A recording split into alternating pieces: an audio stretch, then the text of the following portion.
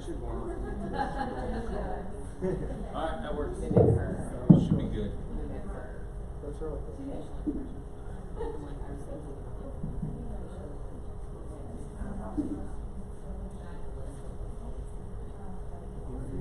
Oh, thank you. Thanks. Great. Great. Have a great session. Thanks.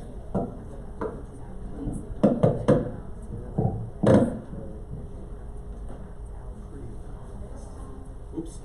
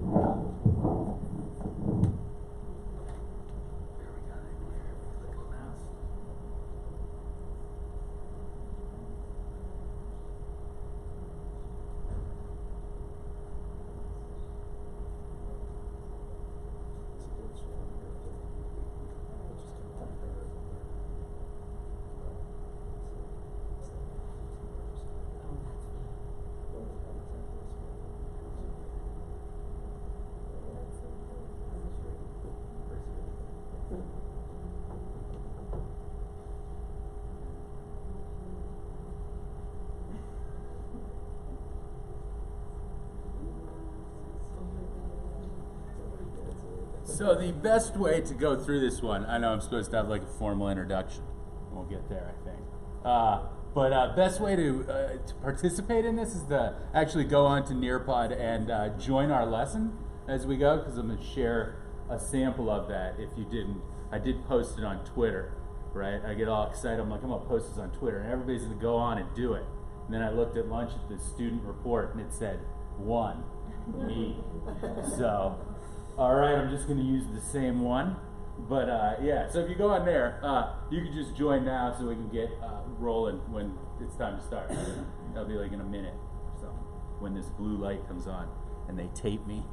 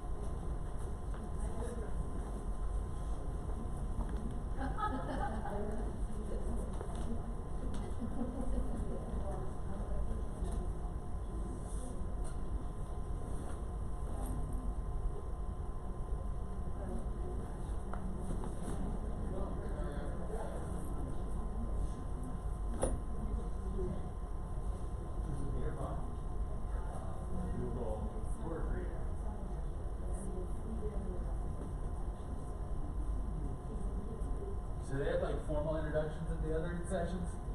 Oh man, I was up till you know, like 5 o'clock preparing for stuff, and I slept in until 10:30, so I missed a bunch. So there's no formal introductions. I get to introduce myself. Awesome. This is great. New venue, and I get to introduce myself. Hello. I'm Greg Macer. This is we're doing Google, forgot what name I gave this, going beyond the Nearpod lesson with Google Tour Creator, I think. And so then, of course, it morphed in different ways because I have an idea in my head, you know, what day, when do we put these in? Like the summer. And then it changes and evolves until you're up till 5:30 in the morning and going, oh, I'm changing it again. So it's kind of changed into like this whole Pittsburgh theme thing because I went like, oh, Google Tour, we're in a new place. So I'm gonna try to incorporate as much as I can in a city that I don't really know. So it became kind of a Discover Pittsburgh thing. So that's why kind of the title has changed a few times.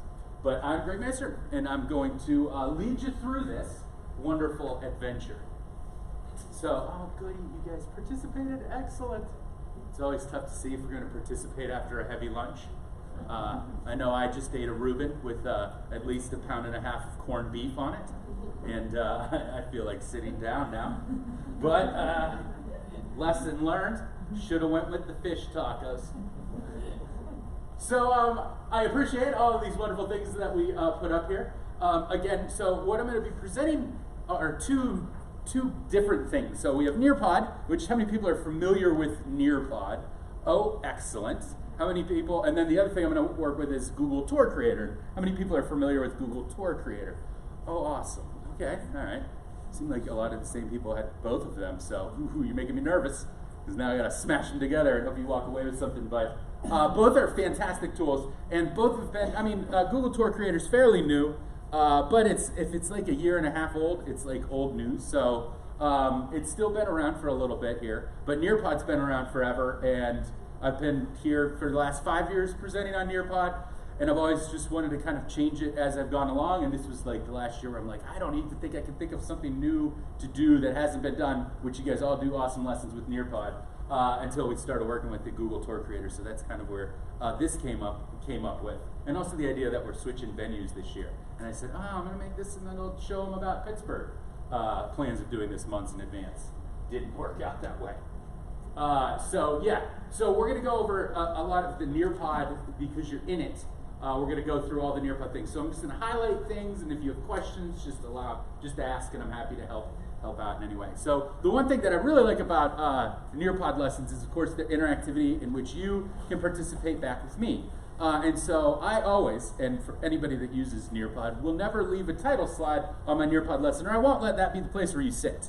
When you sit and you come in and you get your screen or your sign-on thing, the code, and then you sign into it, I want you to actually think of me doing something. So I love to use Collaborate when I'm doing something live, and then just an open-ended question when I'm doing something that is student-paced, so that you just get your brain going a little bit. And this, of course, has nothing to do with what we're going to do today, talk about Pittsburgh, and has more to do about what you've done here. So I appreciate all of this wonderful input you put on there, and I hope that you guys can look back at that. And I will share that out as well at the end here, so that you can reflect back on it. All right, so here we go. Oh yeah, that's me. I already introduced myself, but yep, I've been with the IU9 as an instructional technology / STEM specialist for the last 5 years, and previously to that, I was a classroom teacher for 10 years in 5th grade, and that's where I kind of got and grown into like the Nearpod and the Google Earth. I remember when that came, and that was awesome, and just all this technology stuff. So I just wanted to kind of deliver that wonderful tools to teachers. The most important part here would be my email address, and then my Twitter handle. If you ever wanted to get a hold of me, I'm happy to help you in any way. So just let me know if I can help. And then that's just my website where I put all my lessons that I've done with Nearpod and anything that I've presented on with that. So I'll also pop that up at the end as well, in case you want to, if you didn't get a chance to write it down. All right. So today we're going to talk about discovering Pittsburgh. So we're going to start with a little forewarning. I am not from Pittsburgh. I'm from Ridgeway, Pennsylvania. It's a tiny little town in the north central part in the Appalachian Mountains. This is a big city to me. It's scary when I come in. And so I always like to know my way around, like what we're doing. So I'm a huge fan of Google Maps. and like, well, we're planning on going across country this year, and I make my map, and then I put all these pins on there, and I share it with my wife, and I say, oh, you should put pins on where you want to go, and she just gives me sticky notes and says, these are the places that I'd like to go. You put those pins on. I don't understand your silly map. But I've always loved those tools in there, and so knowing that and coming somewhere new, I always like to kind of research it. And so that's the idea behind this, and really the idea of like a teacher-centered thing is if we're going on a field trip somewhere, right, and we want to go to Gettysburg, I want to teach my students a little bit about that. And I want to take them there virtually so that when they get there physically, they can go, oh, I remember learning about this in the classroom because we were immersed within it. And so there's slight limitations to Nearpod's virtual field trips, and that I can only have one at a time, and that's where I really enjoy Google's Tour Creator, because I can say, let's talk about the history. Here are some historical landmarks. So we're going to discover Pittsburgh, all right? There is a quiz at the end of this. So there is content, and I will admit the content is a little heavy at times because I'm like, I don't know exactly what I should include for the history of Pittsburgh. What was the most important thing as I went through? So bear with me, all the places.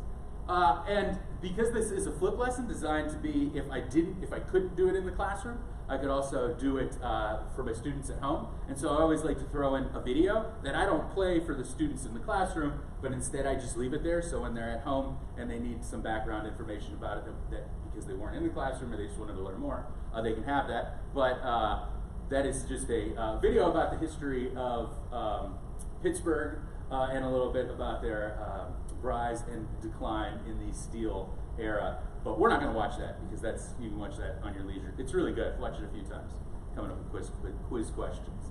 So the most important part is, what's really neat is that you look out this window here, right? And I can name all the 3 of those bridges, and so will all of you.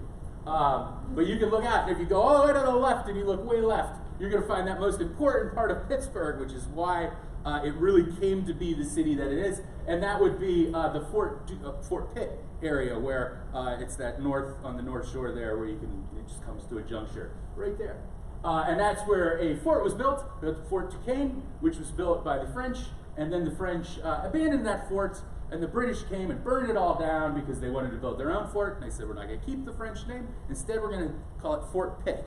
I only read that verbatim because that might possibly be a quiz question at the end of this. And then, of course, it grew over time as the British expanded, or as peace settled, and then the Industrial Revolution came, and Pennsylvania ended up taking over the state, which was in a battle between Virginia and Pennsylvania over who would get Pittsburgh. And Pennsylvania ended up winning in 1785, which is when it officially became a city in this fine state. All right, so we're going to go on a little historical journey together, and we're going to use our first of Google Tour Creator. So there's a couple things with Google Tour Creator that I don't really like, and the first part is that you always need to turn narration on, and this is going to be a little weird because all of you have devices and you're all going to put narration on, and then I'm going to hear my voice echoing throughout. But I want to show you how you can put that into your Google Tour Creators. But you want to turn the narration on. So when you get to this first slide, just click that little gear. Make sure you turn your narration on. And then you can go in and out of the scenes, or between the scenes down here. And so we have 6 scenes here. Most of all, I think all of them, until we get to the bridges, are vocalized. So I do narrate all of them. So you don't need to actually hit the information button. But you can hit the information button and you'll get some text instead. The other important part is right here, which also makes it slightly better than like a Nearpod's virtual field trip, in that I can put these hotspots on and say, I want you to look here for a reason. And then I can put in that hotspot why I wanted you to look there. All right? So as we go to this next page, make sure you do that there. And I'll just give you a second to kind of go through a little bit of the history here of Pittsburgh and just some of the, oh, please work. Is it working on your end? Some, all right, just some. I noticed it didn't want to, oh, there we go. It didn't want to let me on earlier today, so see if this works well. There we go. So there are 6 scenes here of just different places around the city, and hopefully they'll spark your interest, and you'll be like, you know what? I think after dinner tonight, I'm going to go explore the fine city, Pittsburgh.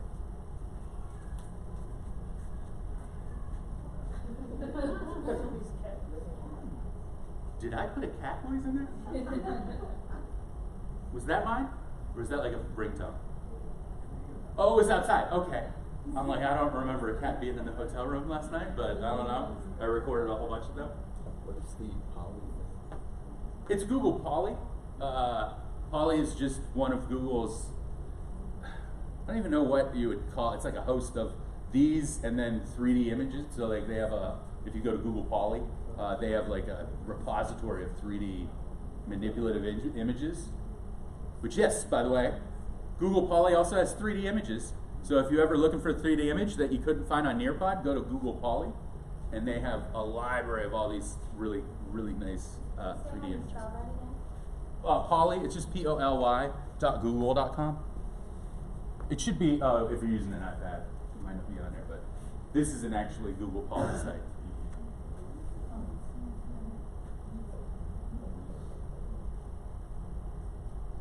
So then, Fort Duquesne was a fort established by the French in 1754. you get the at gear. confluence of It is the also might be a little Nearpod quiet rivers. because It it was was. later taken over by the English. I always feel like everybody can hear me in hotel rooms. and developed So I as take the Pittsburgh. microphone and I hold it real Fort close to my Duquesne face, was destroyed so I by sound the like French Barry during White. the English You just want to conquest speak at a of the regular, Seven Years' War, voice known as the level. French and Indian War. I have it on there. North It's American really front. quiet.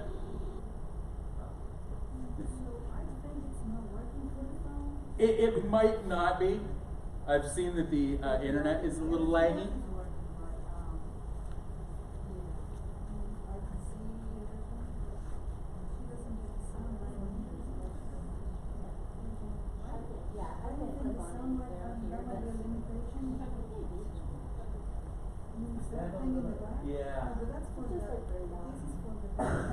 Yeah. Yeah. So I don't think it's going to work as good on a phone in this particular. So just so you know, Google Tour Creator isn't part of Nearpod. All I'm doing is I put the Google Tour together, and I'll show you that how I did that. And then I get a URL, and I just share that as a web page. And so, are you using the app, or are you just using a web browser? Yeah, to get to it.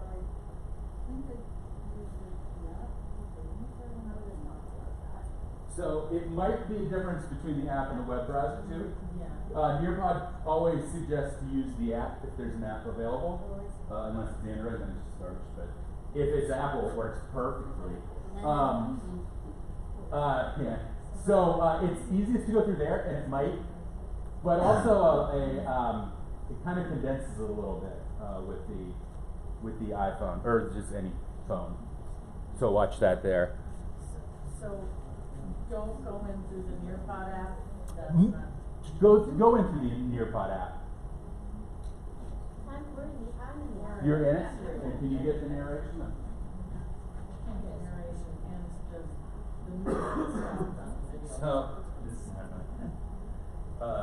you have to raise that little thing, and then you have to click to the side of it.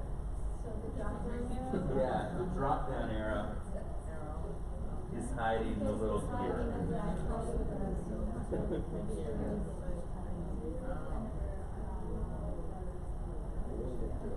Just hit that arrow back up. And then hit that gear.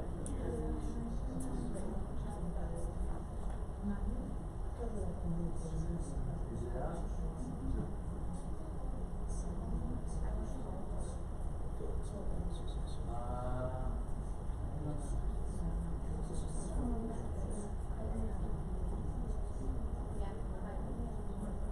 Try to flip to the next.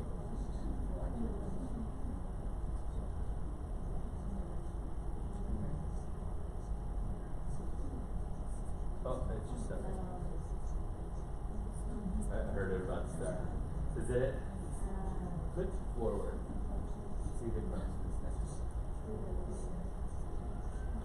Just keep on. It works now. It's working now.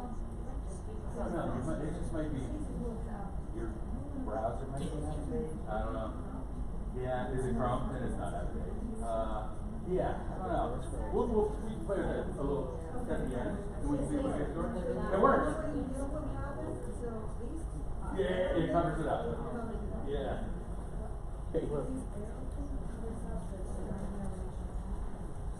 So we did find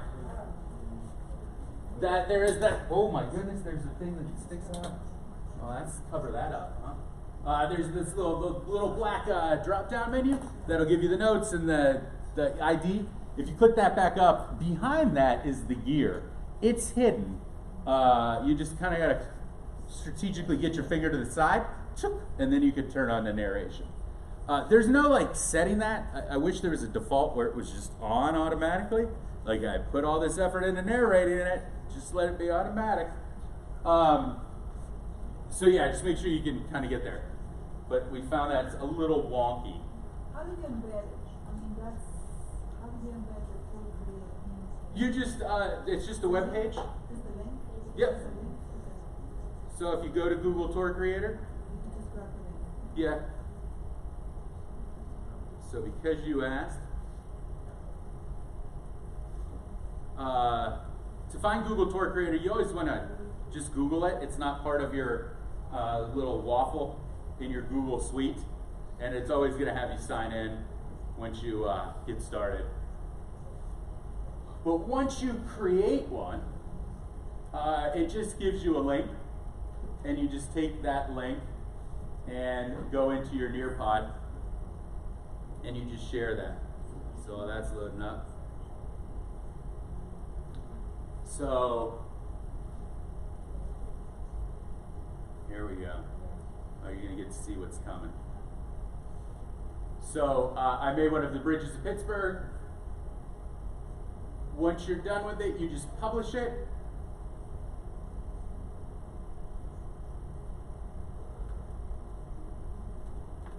There it is. All right. You hit publish, and it will ask you if you want it unlisted or public. I always say unlisted. And then hit publish. And eventually, it does publish. Take that link, and then just go to your Nearpod lesson.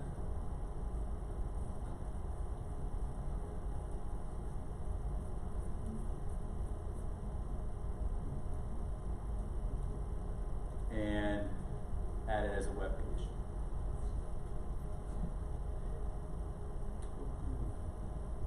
And hit save. And so now it's embedded right in there.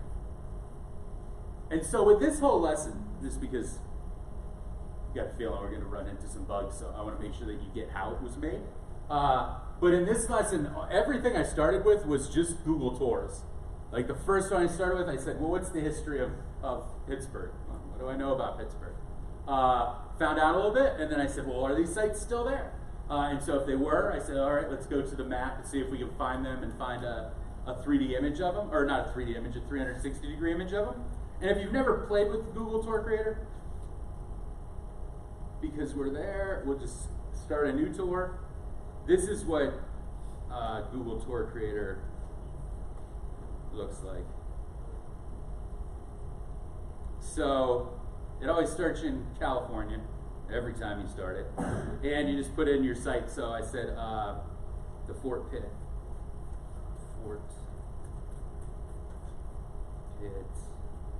Museum, and then you're given a place. And so this is Fort Pitt, where you'd find it. You get your little guy. It puts you just somewhere, and then you can take them and you can move them. And so there's two places you can move them. You can either move them on any of the streets that have street views, and it just takes a street view, or you have these 360-degree images that people just took. So like this one, probably wouldn't use it because this guy's staring right at the camera with no legs, and that's going to distract every kid. So I do find that the geolocation is, see, yeah, he's a ghost. The geolocation on them is really good. They tend to be pretty close to where they said they're taken. But unlike when you do a Nearpod virtual field trip, those are all vetted through a vetting source. Whereas Google tries to just match the data. As long as it works, they throw it into their map system so you can pull them up. So you definitely want to go and look at the pictures that you're throwing onto there. I would just willy-nilly throw it. But you can also just get any street view. So you can go to any place you want, as long as the Google car has been down there. So if Google's come by your house, you can make a Google tour of your house, of your neighborhood. And then you say add scene. So if I find the place that I want, I just hit the add scene. It'll show me the scene. I can set the starting view. So where do I want them to look? Where do I want it to begin when they're looking? When it starts up, hit save. And then here's where I can add description, which is what that little info button was at the bottom. If you click that, it's going to give you all that information.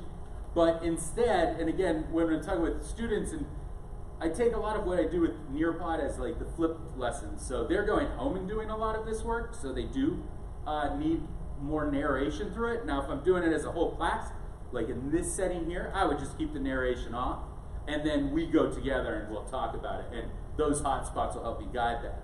The other thing that's nice about Google Tour Creator is it integrates with Google Expeditions. So this is where you can make your own expeditions, and you can take students on those, which is next level. I mean, that's beyond what you can do with just the capabilities of just using it with Nearpod.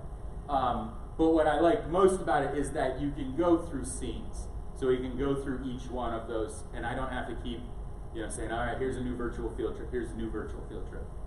Then to put audio in, you just click that button, and you have to bring audio files over. This is the only pain in the butt part.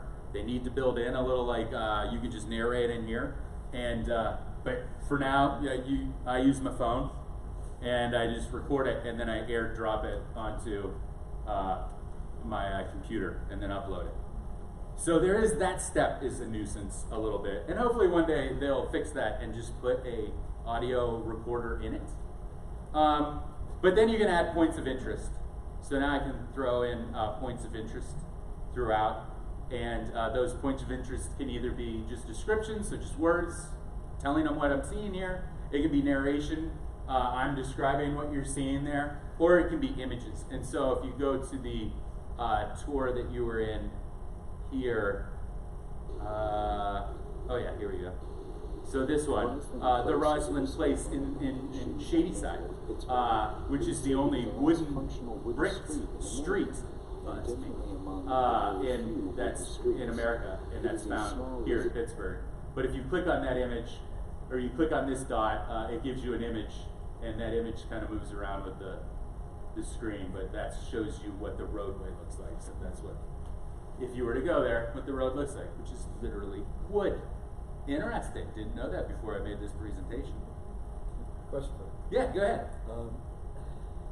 So we're using these 36 images and everything, Forest but Field was the third if home of the I have Pittsburgh my Pirates kids from 1909 open up Nearpod on their smartphones, It also served as the home of the Steelers and the University of Pittsburgh Pitt Panthers football. Here's the location of Bill Mazeroski. No, and that's where if you're using Google Expedition, and the idea, this whole thing, the idea was to put teachers into hands the ability to make their own expeditions before there was not a good platform for making them. And so that's why Google came up with this, which is actually third party, it's not really them.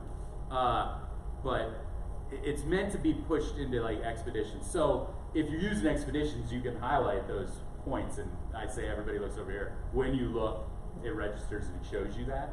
Okay. But with this, you'd have to be able to click.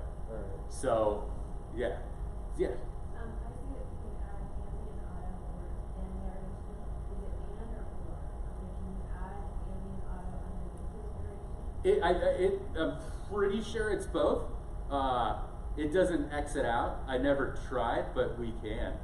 So, So like you go to YouTube and grab an audio file, they're free files, and then yeah. So, my Bridges one, this one, because I got tired of recording my voice, I put ambient auto. So yeah. So you can put both ambient audio, yeah, that's it, and narration on it. So you can put both. Does it automatically adjust the audio levels? Does it make it quiet? No, you got to play with those before. Yeah, and it's definitely like, so if I share this tour with you, it is too loud. Like I had more time, I would have brought that down a little bit, because it's also distracting because there's a giant truck that like drives by and it's startling, I think. So you gotta watch the ambient, but there's no ability to adjust those audios when they're in this. Let me do that before. Yeah. So that, I mean, and that's essentially what Google Tour Creator is. Just that very simple, stripped down. I just want to point out places to students. So just to kind of keep going with our Nearpod a little bit and combining those two things together. And again, I'm just going to cruise through for sake of time.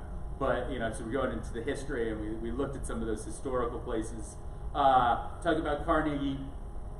And again, building into Nearpod and what Nearpod is, I don't want to deliver too much content. I also want those students to go out and to find their own information and to be able to come back and share that with us. And so I'm still embedding, you know, web pages that are going to the biography of Andrew Carnegie so that we can have a discussion about what his influence on Pittsburgh might have been. And of course, as they're talking and having discussions and we're talking aloud, maybe I want to collect something as they go. I can always go up to my ad activity and I can throw in an open-ended question and say, well, what did you find out about Andrew Carnegie through that wonderful read through that you had there? Great American Railroad strike, another piece of history that happened, seemed pretty devastating, thought I would throw that in, didn't make up a question about it because it's depressing, so I don't want to quiz it. And then again, like with any history, and I love with Nearpod that I can take images and put them in there and I can manipulate, I can zoom in to those images, and I'm a very visual learner, so I like to throw in as much as I can, and I like to just take those historical images out. And so this, of course, is the fire at the homestead that happened with that strike. So devastating stuff. So less devastating, sports. Yay, sports. So this is something else I found out. Did you know that each professional sports team in Pittsburgh has won the championship title 5 times? All of them have. Yeah. Okay, mind is blown. Good.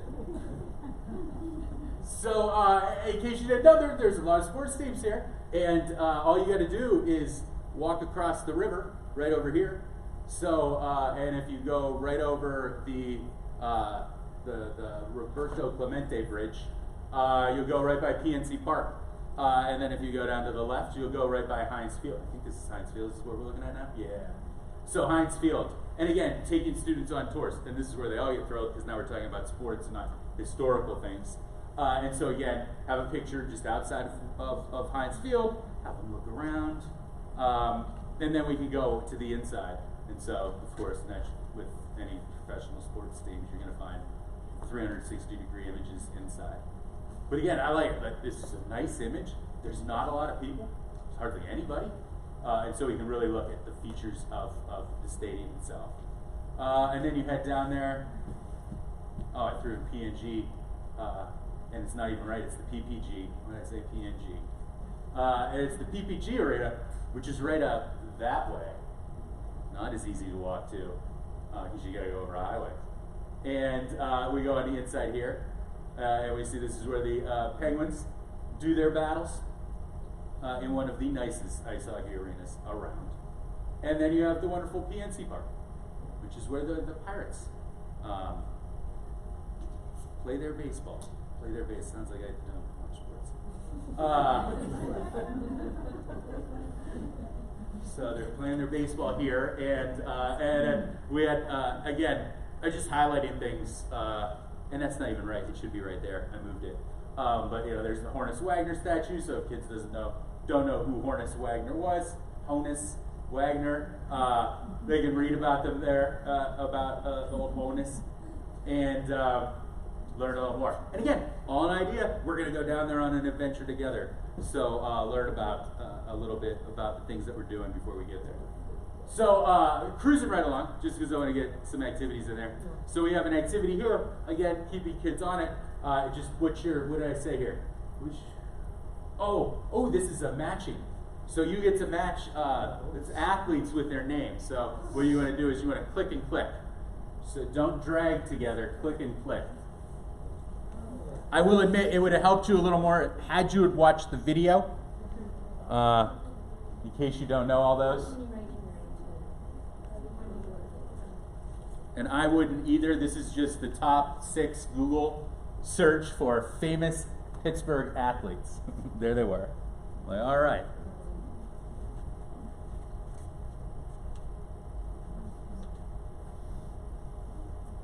And I do, so with 6 years working with Nearpod, Match It is probably my favorite activity that you can do, just because you have that ability to use both your images and your text, and I'm able to kind of put those matches together.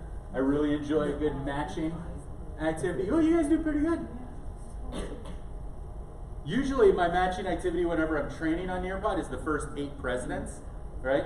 And you guys demolish that. Like, we do the first 8 presidents. I have people with like 25 tries. So, hey, good job with your Pittsburgh sport athletes. No, Pittsburgh athletes. You don't have to say sports in athletes. All right, so next one is the poll, just because, yeah, I wondered. What's your favorite Pittsburgh, or your favorite Pittsburgh-based professional sports team? Penguins, the Steelers, the Pirates, or you're from Philly? I included you. You guys made quite a trek over here.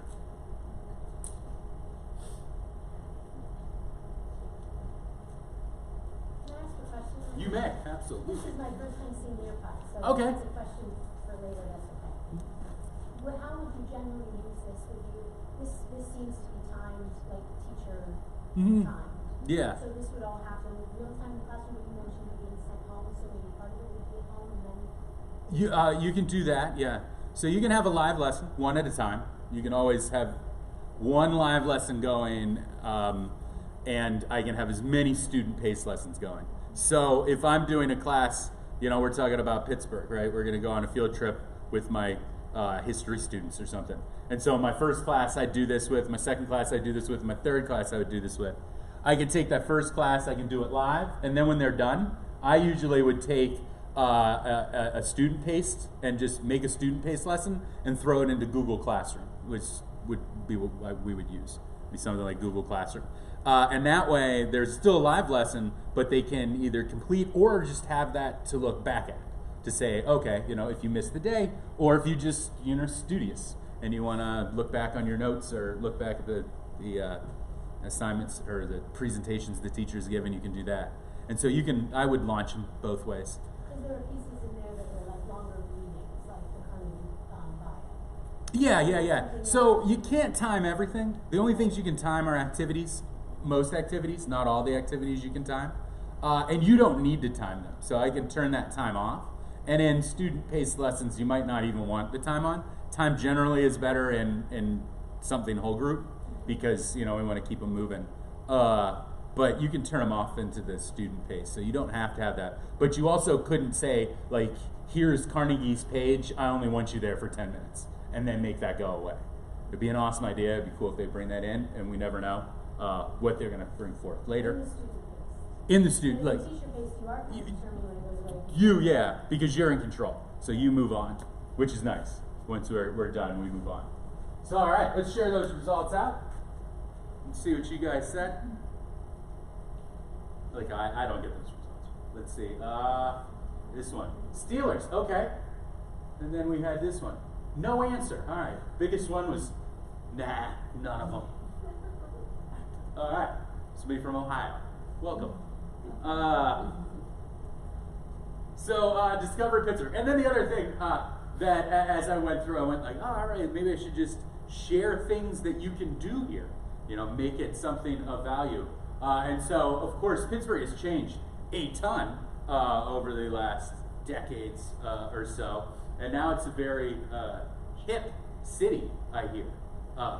I went to Google the training in Bakery Square. And I went there and I stayed at a hotel, and it used to be a YMCA. And I walked in there, and for the first time in my life, I felt really old. Because I looked around at all those people, and all I could smell is patchouli and beard oil. And I said, where am I? And then they just looked at me like, sir, do you need help up those stairs? No, you hipster. No, I don't. But they went, okay, boomer. Just kidding. They didn't say that. But I also realized, like, I am not hip, and this city has become very, very hip. And so there is a lot to do around the city. And so the next set of Google tours And again, this is how I break down all my tours. Like, I don't want to give kids 30 places to kind of go visit. I like to break them down little bits at a time. And so I just shared a couple of the places around the city that are known for their fun in these winter months, right? So here you go. This is the North Trail, found right out over here, just across one of these 3 fine bridges, which you'll learn their names in a minute.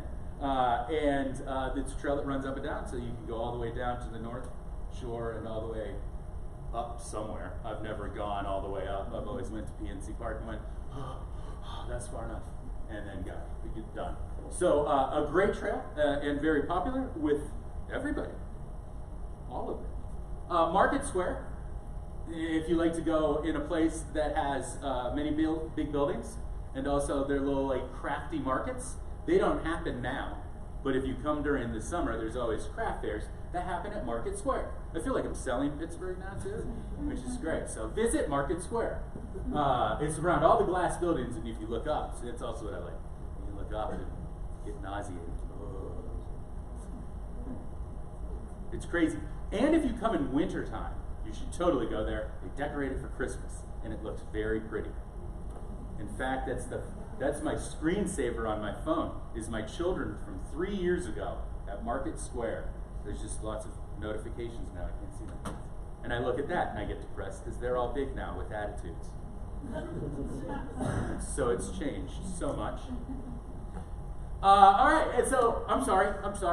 I just abandoned your tour. I was selling Pittsburgh, and then I just moved on. I'm going back. I'm sorry, guys. I got to give you the rest of where you got to go. All right, Carnegie Science Center, right across there. If you've never been to the Carnegie Science Center, it's an amazing joint. 4 Floyd. Oh my God. 4 floors of interactive science fun you'll find right there. And then you can go over here. Included is the wonderful Highmark Sports Works, yeah. And you can like throw a baseball like a major leaguer and see how fast or slow you throw it as you tell your son, oh yeah, man, in high school I got a mean fastball. And then you throw it and he's like, Dad, you got a wicked 30-mile-an-hour fastball. It almost made it to the plate. Yeah, but that's the sports works. Again, a nice place to visit. And it's Carnegie in one of 4 Carnegie museums that are found here. You have the Andy Warhol Museum. You find that up there, that way. And he's got all his wacky paintings, right? Like, I don't know art at all, so I apologize. But he's got some good art there. And then you have the Carnegie National, oh my God, this is ridiculous. It sounds like, dude, what else did you have with that Reuben you ate today? I didn't have anything, by the way. It's just lack of sleep. But the Natural History Museum, voted one of the best in America, was found right here. And this is about the most boring picture of the Natural History Museum you could possibly find. I don't know why last night I said, yeah, that's the one I'm going to use. Not the one of the T-Rex bones, but the naked statues. And then you have Invention Land. And I put them in there because they're here. And maybe they'll give me free stuff. No, I've been to Invention Land. It's really cool. I don't know if it's like if you tour it, but Invention Land is a fascinating place and really neat. And this is just me in my STEM mind because this last 2 years have just been STEM. And it's their design thinking and the engagement and the way that they kind of harness creativity is really cool there. So if you ever get a chance to take your students there, you should definitely try that. Unless you're hours away, it's probably not worth it. But those are just 6 of them. Now, no, when I started, there was 14, but I started recording, and it became very late, and so I had to pick and choose. And so this is what you got here. I took away the inclines, which are like over here in Mount Washington. Totally should do those. Those are neat. I don't know if they go right now, but you can look at them. So yeah, there we go. So now we're going to jump into the city as a whole and the communities around the city. And so because I'm not going to go into each and every community, I'm just going to test you to see how well you know your Pittsburgh neighborhoods, I should say. So this is a draw question. You have to just follow the cardinal directions. You're going to do a yellow circle, green circle, red circle, yellow, blue circle, and black circle, judging on the directions. So when it comes up, down here you'll have a pen. If you click that pen more than once, colors will pop up, and that's how you choose your color. So there is a map there. You don't actually have to know anything. You just need to know your cardinal directions. So ready, set, go. Oh, no, not yet. Go.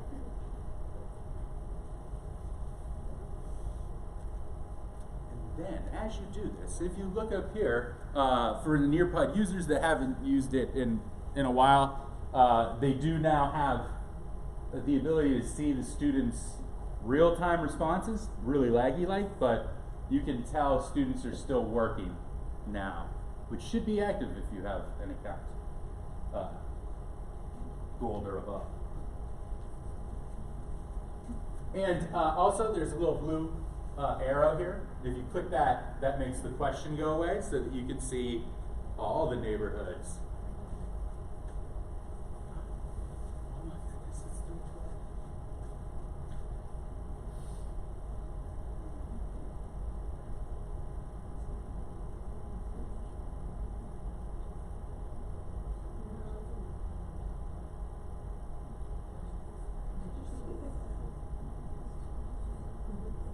58 seconds left.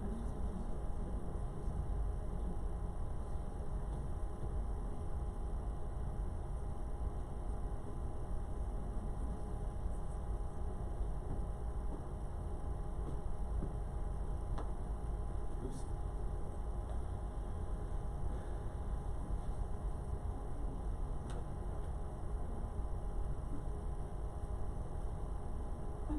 It's close. Yeah, real frustrated. Filled that screen with marker. All right, getting to the finish. Is it gonna say swag? Swack. Yeah.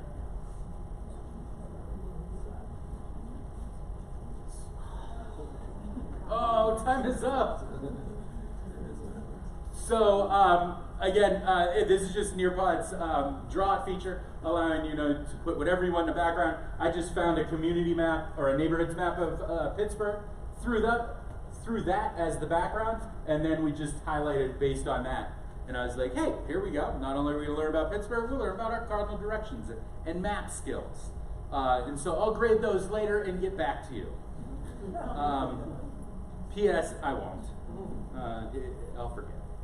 So just a couple more, just because our time is almost up. But I mean, there is some wonderful things about Pittsburgh here. Mount Washington, like I said, is behind us.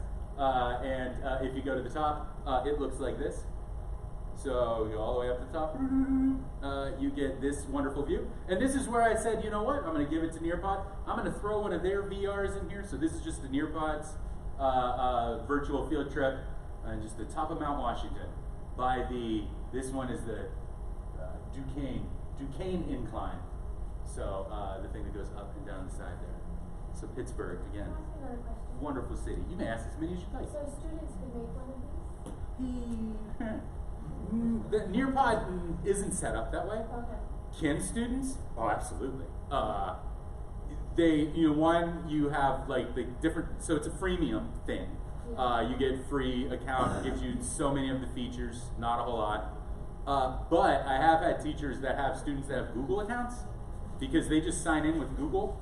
They'll just go to Nearpod, sign in with Google, and make a Nearpod. I'm not encouraging that, but I'm saying that's what I've seen teachers do. But Nearpod isn't, like if we go through their law, like their TOPA laws and that stuff, it's not set up that way. So I would be leery doing it with any kid that's under 13. Anybody over than that, they could create an account if they wanted to anyway. But it's not designed, and you would have no control as a teacher. So you could go and see what they were doing. It is a common piece of feedback they get. Can students make these? Meaning they have to share it. What do you mean when you say you have no control of it? Like You just have to separately share it? Yeah. They would have to share what they're doing. I couldn't go in there like in Google Classroom and see where they're at, or have any kind of control over what they're looking or doing within it. But they could submit it, like, as Oh, yeah. if it was like project-based kind of thing. Yeah, They yeah. could submit it at the end, and then we could start moving. Yeah, absolutely. Yeah, Just to definitely. monitor progress. So just because we didn't get to the bridges, I didn't get to the whole thing of the bridges, which is like the basis of all this, and then I'm like, well, there's so many other fun things other than looking at bridges that are all yellow, other than this rusty one right there. But these are the 3 bridges, and does anybody know what those 3 bridges are called? Well, you're gonna name them all. I was just they have a name, just the 3 of them. 3 sisters. 3 sisters, yeah, all right. I didn't know that. Now I'm going to let you say what are all of them. Fort Pitt. Clemente, Rachel Carson, and I forget the third. Andy Warhol. Andy Warhol, yeah, all right. So you have bridges, but they're not the 3 sisters? 3 sisters are those 3 yellow ones right there? There's going to be this one, which would be the Roberto Clemente, and then the one in the middle is the Andy Warhol, and then the last one, which if you click to this last slide, because if you're like me, you're going to go, Rachel Carson, who? Do you guys know who Rachel Carson is? Thank you, yeah, you should, because I felt bad not knowing, but a naturalist here, native in Pittsburgh. And this is the only one that's closed, but it's going to be open in June 2020, from what I read online. So I wrote closed on it, but then it said it was opening again. So these are like the thing that makes Pittsburgh, Pittsburgh, I guess. But they are identical, and it's their thing. They're yellow. And if you walk across them, they have lots of locks on them for love, I guess. You go with your wife or your girlfriend, and you get a master lock, and together you lock it on the bridge. And apparently that symbolizes something. Love. There, a bunch of you are like, I did that. You know, lock up there. No, it's cool. Like my kids like looking at it. They're like, look at this lock. I want a lock like that. I'm like, I don't think they made those locks since the 1930s, man. But all right, we'll see if we can find. So yeah, in this I have a bunch of the other bridges that are found here around Pittsburgh that you want to check out because it's known for it. And just for the sake of making sure you got to have a quiz at the end, we're going to give you a quiz. So if you haven't played Time to Climb, how many of you have done that at least? Well, good. Not everybody. So everybody join in a Time to Climb. And it's a Pittsburgh quiz. Yeah. Some of the things you had to read, but I think I gave you most of them. I don't know. We'll do Himalayas. You want, okay. We'll keep it with balance. Yeah. Good idea. Yeah, with the locks. Love locks. Huh, I never even thought of it like that. Alright, so this is only 5 questions long. If you do hit the over arrow, you'll be able to see so many more characters other than the penguin and the frog. We'll give you another. We got 34 of you on there. Yeah, there's about 34 in here. 30, like 40. All right, here we go. If you didn't get to join, sorry, just watch. Oh, no, we have 56. Let's start. All right, so your first question. Again, when you answer these, you just touch on the screen and the answer that you think is right. The faster you answer it, the more points that you do get. And hopefully it'll work and not be all laggy. There you go. Here, it's pretty sound.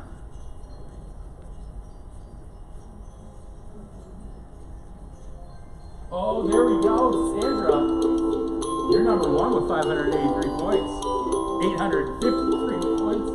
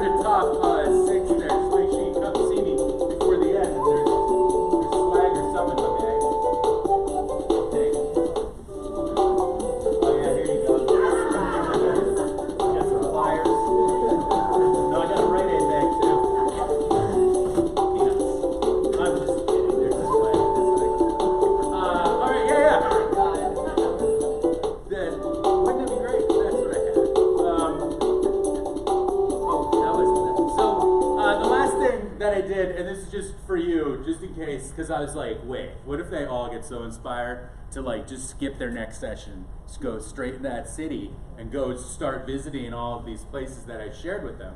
I had better put all of these locations in a handy dandy map. And so I did for you, and this I used Google Earth, and I didn't include Google Earth because Google Earth changed between when I did this proposal and now it's not gonna work. Yeah. I'll tweet this and then you can have it. Did it pop up on yours? Or is it shutting it for all of you? It did? It's loading? I'll tell you. Oh yeah, you got it. So it should be the Google. So I'll tweet it out after this. Just follow me. Wink, wink. And what it is just a Google Earth. But now with Google Earth, you can make your own projects in there. So it seems like they're taking a lot of what you can do with Google Tour Creator and putting it in Google Earth. And I didn't want to go and change everything all over to Google Earth. But I do see a lot of benefit in using Google Earth. So if you haven't went and utilized Google Earth in a long time, go to Google Earth. Go to the web Google and just say Google Earth, and go into it and just sign in. And in there, you can start to create projects. And so you can, instead of just like going and searching for things, I can now save them and share them with my students. And again, like I taught science, and we use Google Earth all the time, but we weren't able to save things, or you could if you could figure out what in the world KML was. But usually I was just like, well, we're talking about erosion, so let's go look at the Grand Canyon. Let's go look at the deserts of the Arches National Park to see what different erosions, what happens in different types of erosion. And so we use Google Earth a lot. And this I like, because now I could say, instead of having me go to each one of these places, now they're all going together with me, and we're all going to these different locations, and we can go in one row. But Google Earth now has that ability to save those. And I can't fill in the time anymore while Google Earth loads. It also takes a long time for it to load, because I guess it is like a gigantic manipulative image of the Earth. So patience is futile. Oh, is my time up? No, good. Let's see here. Projects. This is what I was going to share with you. Open from Drive. I promise you, this computer right here had everything already open. It didn't want to hook to the internet. So we went with the backup one here, and it did. So now I have nothing open, and it's taking forever. There you go. There it is. So all of these are the pins. So these are all the different places we talked about. What these blue ones are, I didn't shut them off. So I made them different pins based on what they were. So we have like historical sites, our bridges, the sporting events, or sporting fields are in black, but they're all located there. All you do is you just say, I want to search or add a place. I can add a place mark just physically on there, or I can draw a line or shape if I want to draw their attention to more than one part. And then when I make places, I can go in and I can change the pin. So I can change the color of the pin, what the pin looks like. I can give more pins. I can go like a whole bunch of pins. Where are they? See more. Lots and lots of pins. But then you can also write in what information you want to be found in there. For now, it's just what Google provides. I just did that. And then you can also change how you're viewing the thing. So if you're talking about a city, and we go to like the Carnegie, or we go to Heinz Field, I can say I want the view to be, that's the Roman. What the heck is that? Where are we? But so I could say I want the view to be like right here, or I want the view to be here. Oh, that's a pop-up of a video, isn't it? I'm like, why is the Roman Colosseum in Pittsburgh? That doesn't make any sense. Okay. So, but I can say where I want it to look and how I want it to look. So yeah, time is up, I see. And so let me leave you just my information. And don't hesitate to, if you have a question, let me know. Happy to answer. If you want to talk more, I'm going to be downstairs in the Pete's, Dollar Store STEM playground. Come talk to me. Because that's what this other stuff's for. Thank you all very much. And I appreciate you all coming out. This is way more than I thought. We're gonna come. Then I can't find my information. Just put up here. All right, I was 5th place. You were 5th place out here. I